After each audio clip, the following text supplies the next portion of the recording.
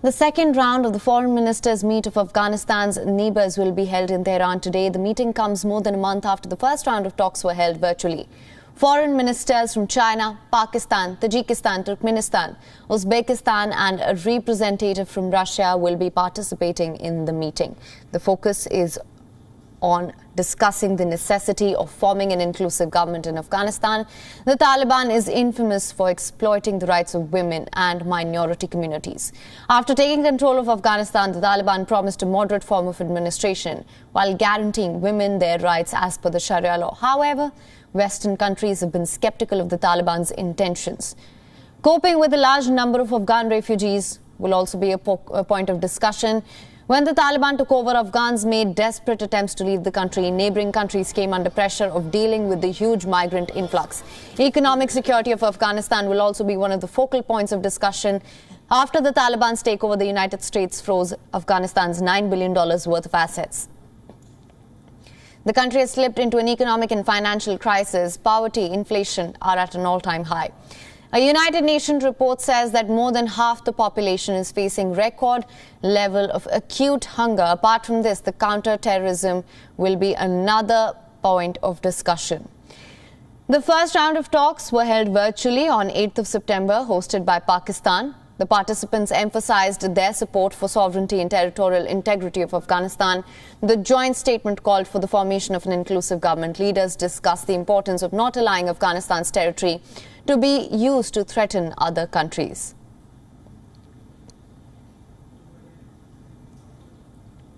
And we're now being joined by our correspondent Anas Malik for more on this. Anas, thank you so much for joining us. The second round of foreign ministers' meet of Afghanistan's neighbours will be held in Tehran today. I've mentioned a few of the points that will be on top of the agenda. What can you tell us about the meeting?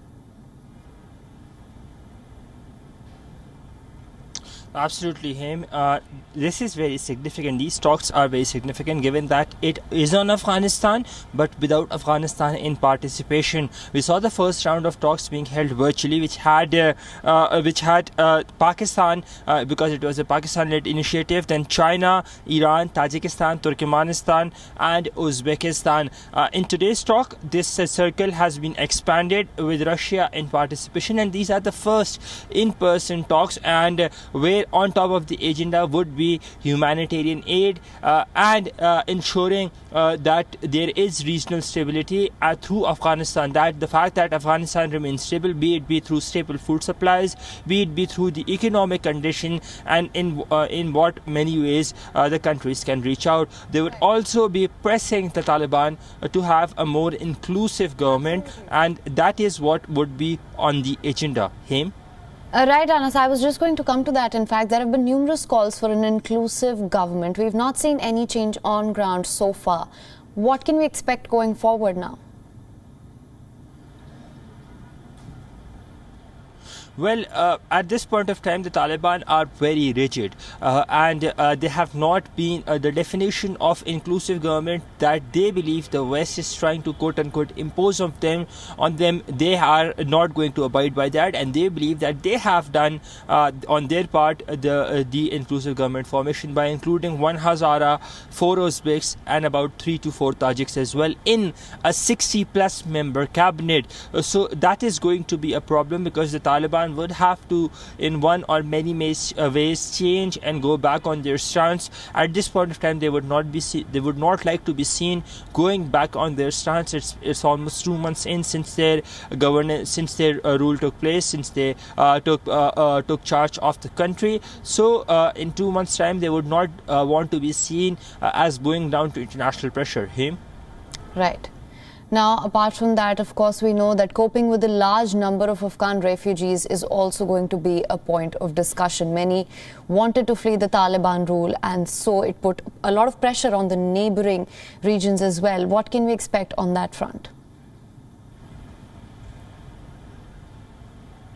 Well, at least 3 of the countries who are from the neighbours, or at least 4 of them, they have been holding major refugees from Afghanistan in the past, which includes Iran, Pakistan, Uzbekistan and Tajikistan. Tajikistan is currently holding back some of the professionals or pilots that had flown in hours to the fall of Kabul from Kabul to Tajikistan, and they're currently being kept at a camp.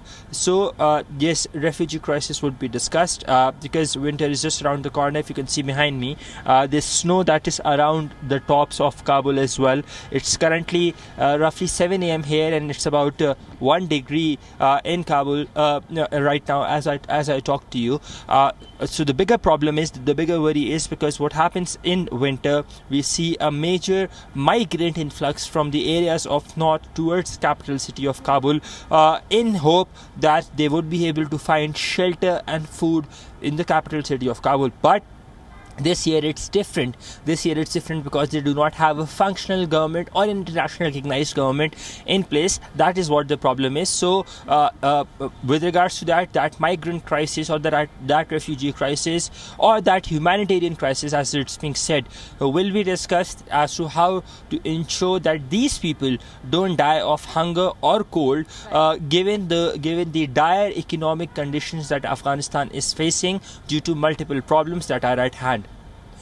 Right, Anas. Also, apart from calls for an inclusive government, leaders have discussed the importance of not allowing Afghanistan's territory to be used to threaten other countries.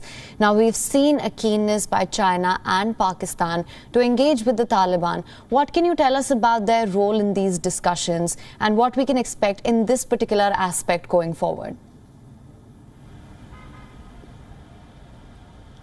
Well, in today's talk, Taliban will not be part of the meeting, but they said, the Taliban spokesperson Zabiullah Mujahid, they said that given that Afghanistan is not part of the meeting today, but the discussion is on Afghanistan, so they welcome it and they will be closely and keenly watching it.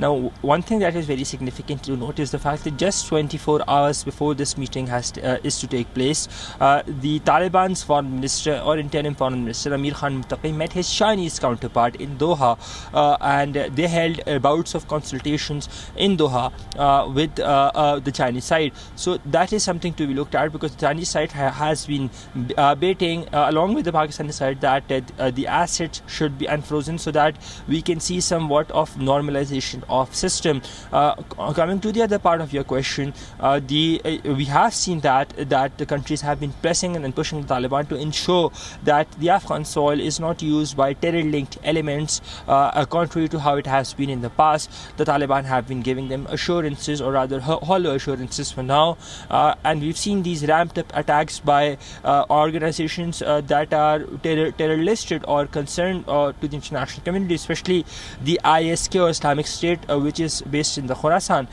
So that is a bigger problem, and Taliban, given that they are giving assurances, but their assurances to transpire into actions on ground, that has to be seen, and in fact that remains to be seen. Right, Anas. Of course, we'll be monitoring this very closely. Thank you so much for bringing us all the updates on that. WION is now available in your country. Download the app now. Get all the news on the move.